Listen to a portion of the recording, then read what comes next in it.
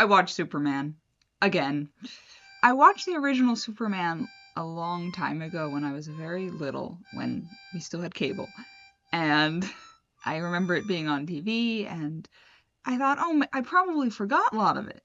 So, in honor of Gene Hackman, we decided to watch it again. And I was shocked at just how much I remembered. Like, I remembered almost the entire movie, and I was like, oh, I had forgotten, like, nothing except the opening. What struck me while watching that was how uplifting it was. It was such a positive, warm movie.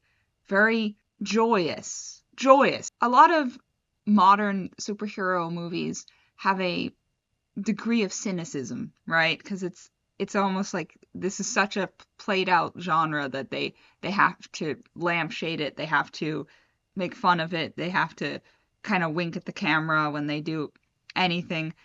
This is none of that. This is so sincere and wholesome and straightforward and genuine, and that resonates so well. The sincerity just bleeds through the screen. It's so the dream of Superman is felt so strongly, of like wishing that this entity existed. It's a fairy tale, and it's beautiful for that. And it's iconic for that. Besides the opening, which I didn't remember very clearly, almost the entire movie, like the shots were so iconic, the scenes were so iconic that the imagery had stayed with me for like decades.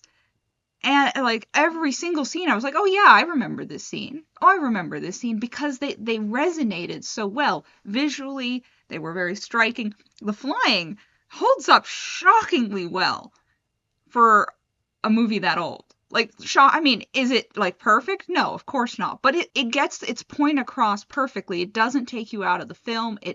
The magic of Superman isn't lost because of the constraints of the time. They managed to handle it in a way that felt very natural, really immersed you in that fantasy. Like all of it was so memorable. The music is, of course, extremely memorable.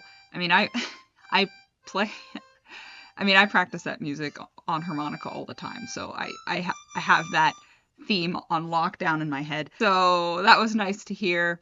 Even the opening, which I had not remembered, I was startled by, because I was like, oh, General Zod's in this movie? didn't remember that. And he's not even the villain of that movie, but they set him up so early. I was shocked at how early they set him up. Like, he's not even in this movie. But that was great. My one critique of the movie, and this might not even be a critique so much as maybe a stylistic choice. This is a preference for me, is I like being connected to the protagonist. I like kind of being on the same emotional wavelength. And I think there was a distance between what Superman or even Clark Kent thought versus what we understood. Like, he kind of does things and you're not quite sure why he does things. I'm talking about the first half of the movie.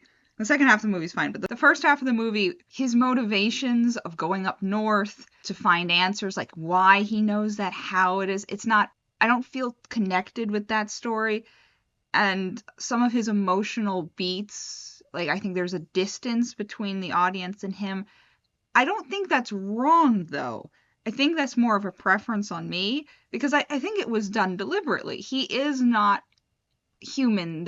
He's kind of above, he's superhuman. So there's kind of this distance. I think the way he was portrayed kind of calls to mind the origins of superhero stories, which is the mythic hero. In myths, heroes do things and it's not necessarily explained. Their emotional inner life is not the point. The emotional inner life of Superman isn't the point.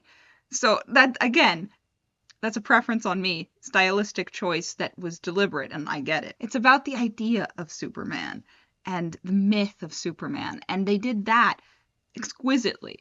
Christopher Reeves was fantastic. Both versions. There's like, he does such a good job of making this bumbling persona of Clark Kent versus the just stark confidence of Superman and that difference, you kind of like, yeah, of course Lois Lane doesn't recognize him. It's like night and day.